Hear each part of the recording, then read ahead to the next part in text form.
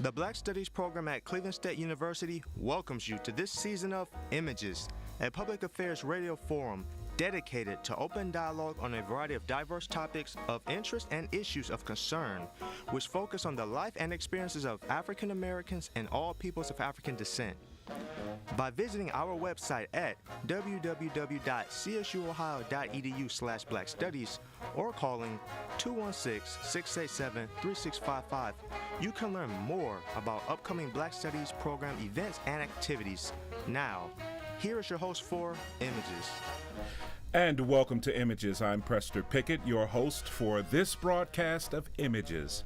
Today's featured guest is Chef Sherelle Boyd. Chef Sherelle Boyd earned a bachelor's degree in food service management from Johnson & Wales University and is now with us here as an instructor at Cleveland State University. This conversation advances with you at this point. Chef Sherelle, welcome to Images. Well, thank you, and thank you for having me today. Now, again, we have this understanding of your background from Johnson & Wales University, but would like to know a little more about you and possibly what led you to that institution to acquire the skills that are being celebrated through the Black Studies program here at Cleveland State. Yes, well, I have always been a lover of food and just what food represents of families and getting together and eating meals together. And my aunt Etta, she would always take me and my sister in the kitchen making Christmas cookies, making all type of cuisines, and had a few recipes that she kind of handed down to myself, and I guess it just stuck with me and not my sister. I later on, after graduating from Shaw High School, went to the Navy, and I ended up being stationed in Johnson & Wales. I ended up being stationed in Virginia Beach, Virginia. Mm-hmm. And after my tenure, I did 3 years, and then I was a mess specialist, which is a cook in the Navy, and I enjoyed it immensely. So I stayed there, and I went ahead and got my degree. Did 2 years in Norfolk, Virginia, in Johnson & Wales, which is no longer there, and I did 2 years in Providence, Rhode Island.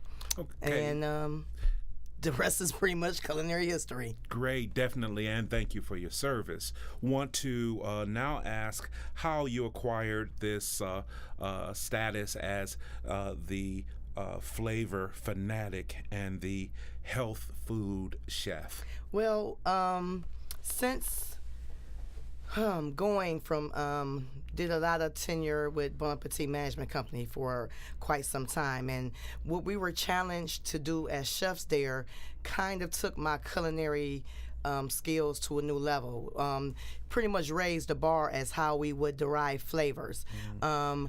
Kind of kicking the salt to the curb and utilizing fresh herbs and different flavor techniques to kind of get a grander flavor scale of any dish. So I kind of play around with different herbs, different salts now, infusing different flavors together to get a great flavor profile without using the traditional method of salt or any type of salt and sodium-laden ingredients such as pork or bacon. Even though bacon is good in some applications, the majority of my cooking, I'm using just fresh herbs and different style of cooking techniques to kind of build a greater flavor profile for all to enjoy. Now, this is going to be offered as a continuing education course here through the Black Studies program. That is correct. And the conversation advanced with our new director, Dr. Thomas Bynum.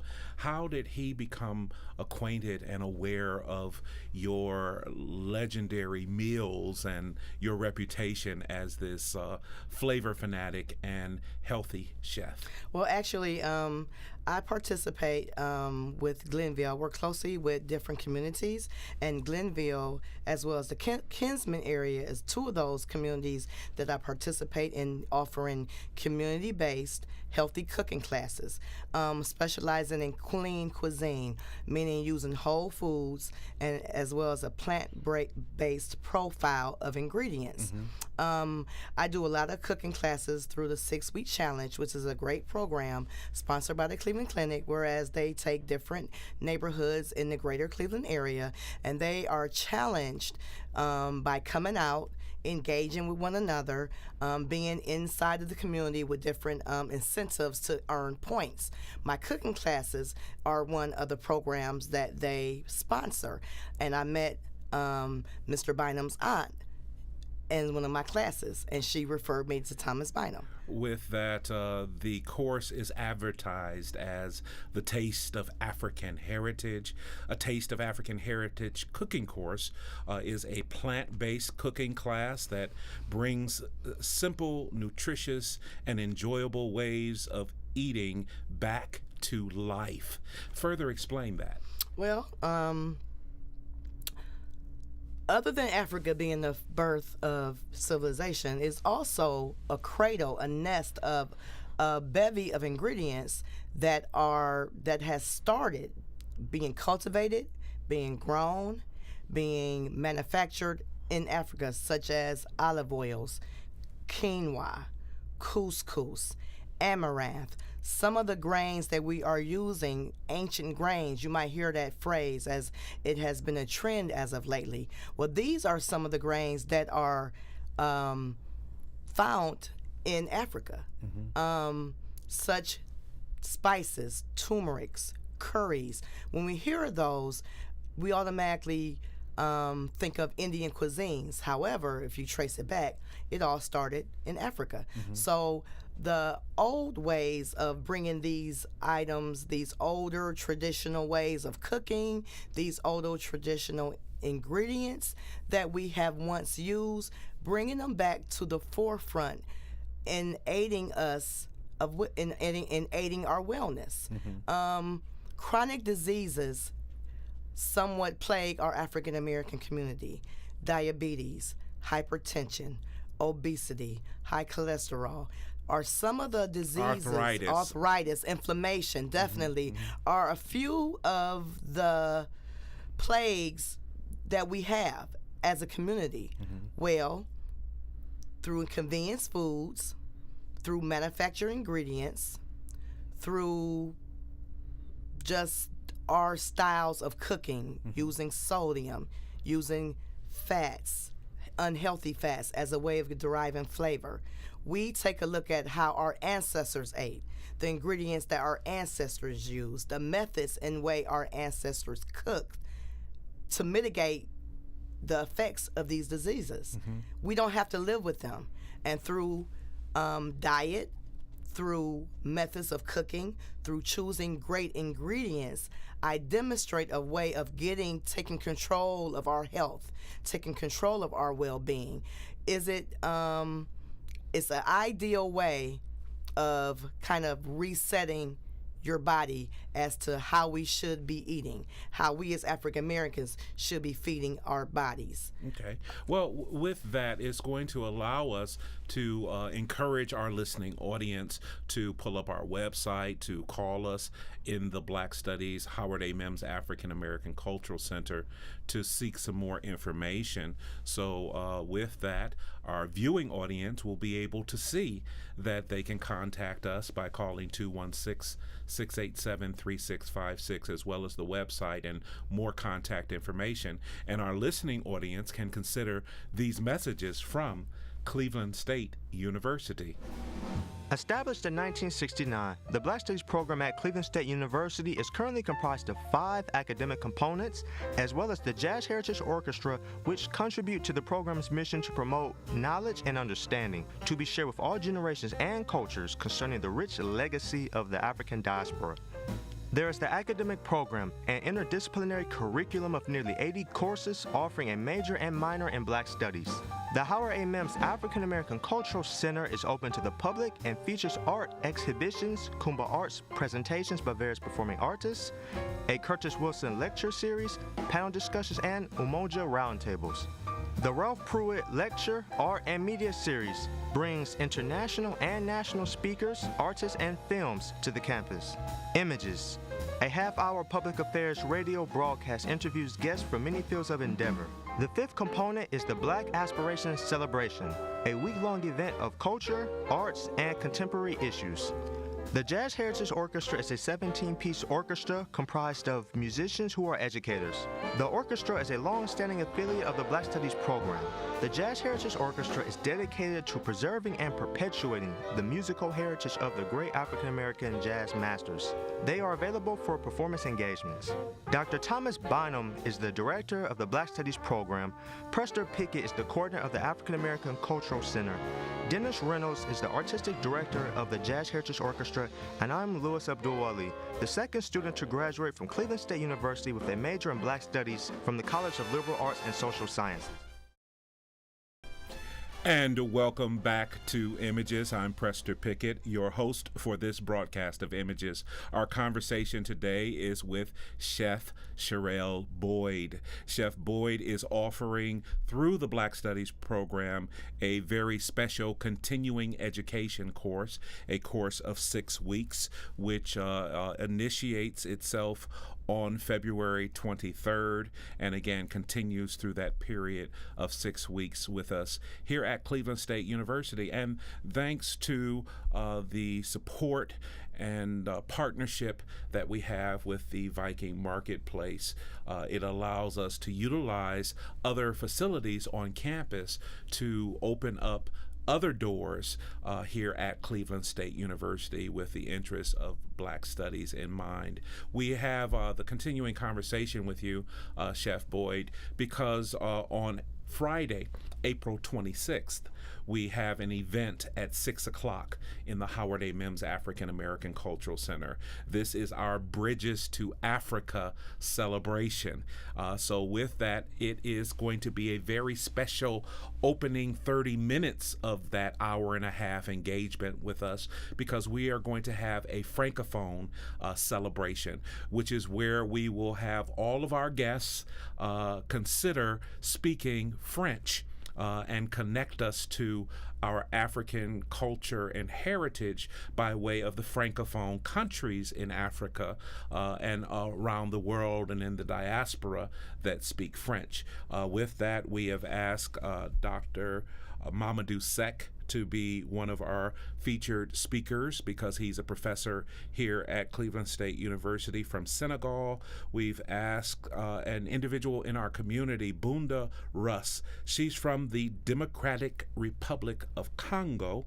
And then we've asked Dr. Tama L. Engelking, professor of world languages, literature, and culture, to join us. We've also asked Dr. Adrienne Gosselin, who is an English professor here, yet she also incorporates in one of her courses a conversation about an African descendant who is known as the Black Mozart, Joseph Boulon Chevalier de Saint George, if I pronounce that correctly, and she incorporates his history in her African American literature course. We will also have Toussaint J. Miller, a sophomore from the University School, to talk about his trip to Senegal. And our listening audience will be delighted in possibly meeting you, as we are looking at arrangements to at least have you there to talk about some of the African cuisine that is part of your course that connect to the traditions of Senegal. So at this time, can you consider talking about the type of dishes that you have in your repertoire that might connect to the theme of this Francophone celebration as we lift a conversation about Senegal in the Howard A. Mims African American Cultural Center? Well, right off the bat, Senegalese peanut stew puts me into mind for something that celebrates the base ingredients of the peanut that is derived from Africa, used primarily throughout the regions and throughout the country. This particular stew has a variety of vegetables, It's made with a very hearty chicken stock, and it has just a very great flavor because it has curries and it's using turmeric, which helps us with our inflammation, by the way, as well as thickened with peanut butter instead of any type of starch that you might normally see thickening up with a stew. So it is very hearty for this type of weather, and it's something that it's filling, but it doesn't weigh you down. So it's something that is still very healthy, still very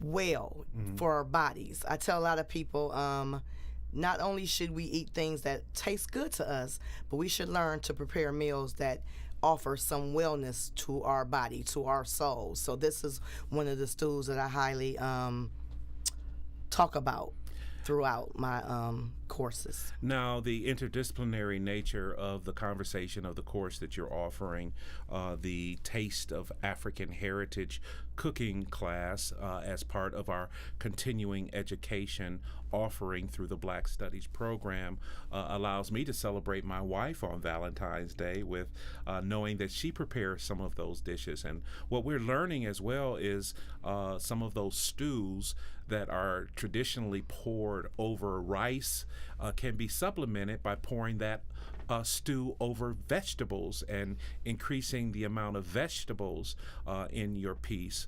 With that, again, with me reflecting on my lovely wife and family, you include in your component of your class discussions about the significance of family coming together to have meals, family coming together to prepare meals. Why is this so important in your instruction that you'll be giving with this course, A Taste of African Heritage?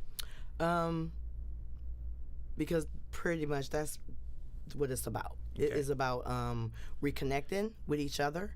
And when I say families, it could be the people that we live in the same household with.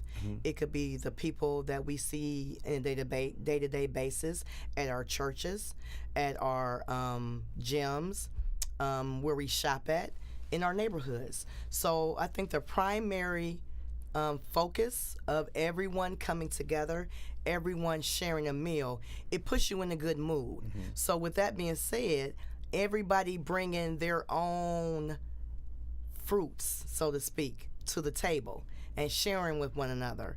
We, as all communities, Hispanic, Black, Caucasian, everyone in this time that we have now, we can also always look to food to bring people together. It has always been that component that ties individuals together, that keeps people conversating. How did you make that?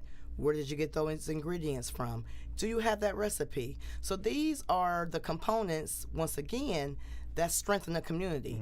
And when we strengthen our community, we strengthen ourselves and we strengthen others that come after us. And we found through Black Studies that people can also converse with gatherings that are academic related, as we have a community advisory committee.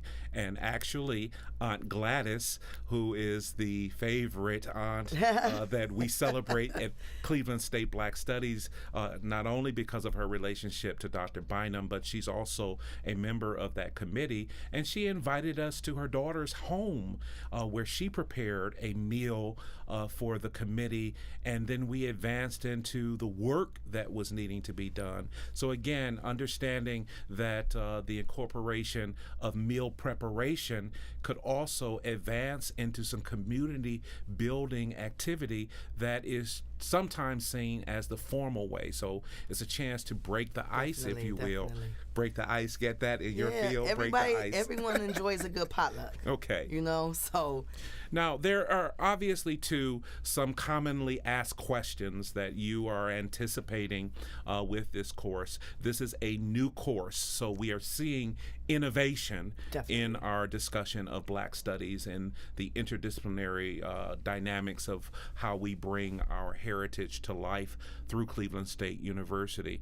One of the questions I might imagine, will come with an individual thinking that they may not be prepared or have all the items in coming to a chef's attention and then going to take a class about cooking. What do I need? What physical items do I need to bring? Do I have to go out and purchase things after I've registered for the course? No, just come as you are. Okay. We talk about the tools that we have. Okay. Individuals and that's taking the class.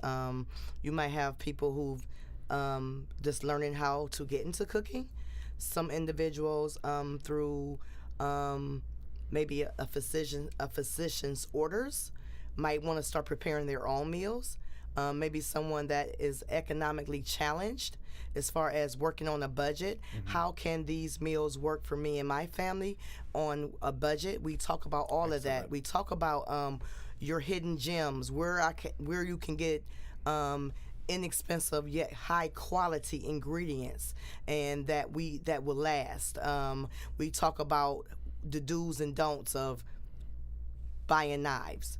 Do I need a $50 knife, or can I just go to TJ Maxx and get me a $19.99 knife? So we talk about how we can adapt to our circumstances. Mm-hmm. So wherever you are at, we have a level of this class that will appeal to you.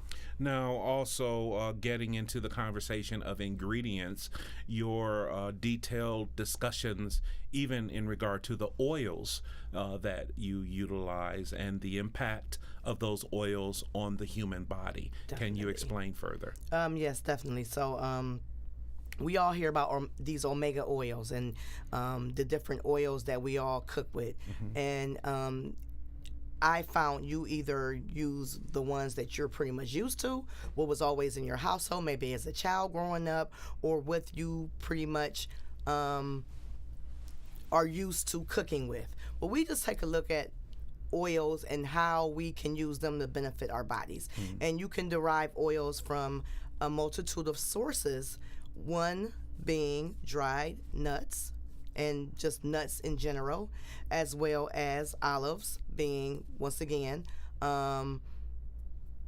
celebrated in the Mediterranean cuisine of cooking. However, olive oil is, once again, one of those traditional ingredients from Africa. So we talk about the different types of olive oils. We talk about different oils in general, from canola, from coconut, avocado, olive. We talk about which ones are good for our bodies, which one helps heals our bodies, meaning the omega-3s that we kind of want to consume a lot of, and what sources that we can get those from. Okay. With the course that I instruct here at the university with other faculty as well through the Maxine Goodman Levin College of Urban Affairs relates to the history of Cleveland. And I'm able to, again, call on my personal experience and history of my family that migrated to Cleveland. And during many of the great migrations to these northern cities like Cleveland, Ohio, we had families that knew how to grow their own gardens to prepare all of the vegetables that you are talking about utilizing in your course. Would like to ask you about your opinion related to the dynamic of that part of our heritage of growing our own foods, please. I think it's very important to know what we're putting in our bodies. Mm-hmm. If that's having a conversation with a butcher, if that is going to your local grocer and inquiring, if that's taking a label off any type of package and going online and doing a little bit more research to see how this product is farmed, how this product is manufactured, see if there is anything that has been added that will dilute its nutritional value, mm-hmm. is extremely important. When we talk about produce and we talk about where we are at geographically, mm-hmm. Is extremely important to kind of recognize that we should be eating seasonally instead of commercially of what is being offered to us. Mm-hmm. So that means just taking a deeper look at what is fresh for now. It's cold now, so a lot of the vegetables that we want to eat, unless they are organic, you kind of have to understand that it's a lot of pesticides that has been added to that. We as communities, as individuals that might not have access to the freshest produce as possible, on a consistent basis, taking a look at how, once again, going back to the old ways of how we used to do things and how we used to just grow our own food. And it's time for us to consider getting back to that aspect. And I know it, in this world now is very instant gratification, and things are known to come to an individual in a more rapid pace than usual. However, the pride of putting a seed in the earth and nurturing that seed and being able to nourish your body and your family's bodies and your community bodies from something that you had that you took ownership of is just monumental to what it can do to one's psyche. So I encourage everyone, and that is a added bonus to our series of that. I partner with urban agriculturists around the greater Cleveland area that will be coming in and teaching people how easy it is, and giving them different circumstances of maybe you don't have a yard, or maybe you live in an apartment, different types of ways that you can still grow your own food. Okay. So it's a very great dynamic to add to this series. Okay. With wanting to understand the significance this course is to others outside of the African American community, and courting their interest in this course, but also courting the interest of African Americans in this course, why African Americans should be attentive to this course, or at least talking to the students that you will enroll in your course to think that they'll take the course at another time, or possibly learn something because the chef, as the teacher, has taught someone else to teach. Please, in just 30 minutes advertising, announcing why this course is important to our community. This course is important to our community in the aspect of learning about the ingredients that we should be eating to mitigate disease.